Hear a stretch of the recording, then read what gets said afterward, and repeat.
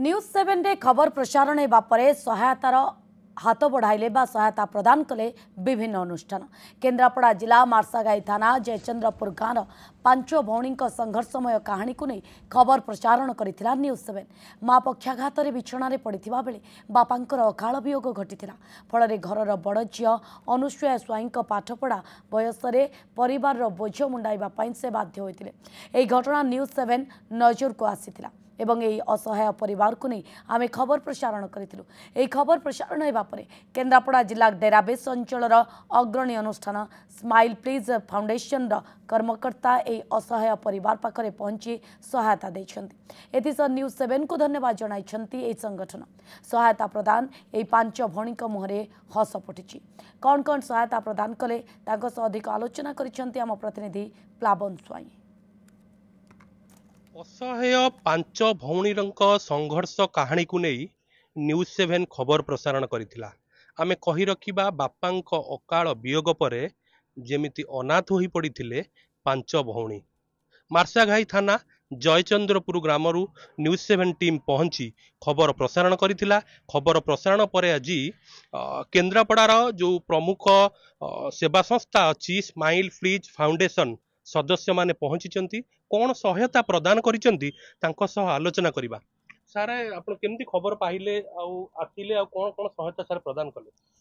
प्रथमे तो न्यूज 7 को मो हृदय धन्यवाद देवी। गाँ गहली रे जो भली भाव में ये जो समस्या रोची जो लोक मैंने रही जो मैंने समाजर मुख्य स्रोत में बर्तमान पहुँची पारि नांती ताकू लुकायित थिबा ये जो न्यूज को एमाने पब्लिश करूचंती से पब्लिश द्वारा आमे जानी परिलु कि ये भली समस्या होईची।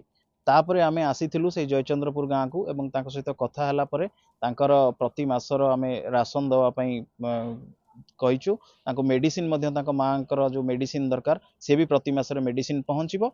आउ जहाँ तांकर दरकार किछि कहिचंदी बही कागज पत्र खाता पत्र दरकार जेहेतु पढुचंती से मध्य तांको पाखरे पहुंचीबो। तेणु आमे जहाँ पारिबु ताकू समस्त प्रकार सहायता प्रदान करिया पे आमे चेष्टा करिवो। अरे स्थायी समाधान ता केमती बाहरी परिवो। स्थायी समाधान हेले सेटा प्रशासन को आमे जणाइबु। तापाई मध्य आमे ट्वीट करिवु सरकार कबाट को बाड़ेइबु। चेष्टा करिबा आमे केमती सेमानकर स्थायी समाधान होई परिवो। जहाँ आपण शुणुथिले निश्चिंत भावे ये पांच भौणी पाखरे आज केन्द्रापड़ार संस्था पहुंची। माँ आज केते खुशी लगुच जो पहुंचले जो बापा चली जाइए आज को 25 ରୁ 26 दिन है भाई माने आज पहुंचती कौन अनुभव होउची माँ।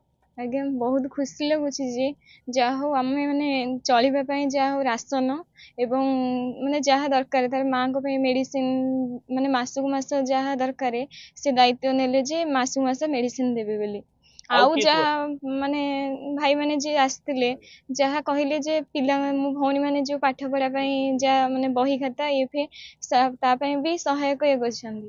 तापरे से आउ के सब आसीचंदी मा हमर प्रशासन तरफ कलेक्टर ऑफिस रु के आस्तिले कि। आज्ञा कलेक्टर ऑफिस रु आसीथिले कोन कहिले से माने बापा नहीं जो आमर जो पाठ पढ़ा सर्टिफिकेट आधार कार्ड सब नहीं डॉक्यूमेंट हेले बापांकर डेथ सर्टिफिकेट डेरी होती आसपारनी बोली से भी फोन करते जो पठेवाई तथापि करेक्शन करने पुणी मुझे आप्लिकेसन देकी भी आसी।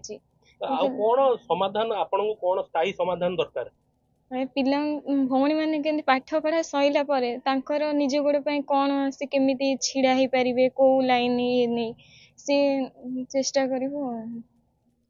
जहाँ आपण शुणुथिले कि न्यूज 7 तरफ आमे अशेष अशेष धन्यवाद देबा कि केन्द्रापड़ार जो स्माइल प्लीज फाउंडेशन अच्छी से आज घटनास्थल में पहुंची सहायतार हाथ बढ़ाई स्थायी समाधान करिए बोली पांच भौणी को प्रतिश्रुति देइछंती। मार्साघाई जयचंद्रपुर ग्रामरू प्लाबन स्वाई न्यूज 7।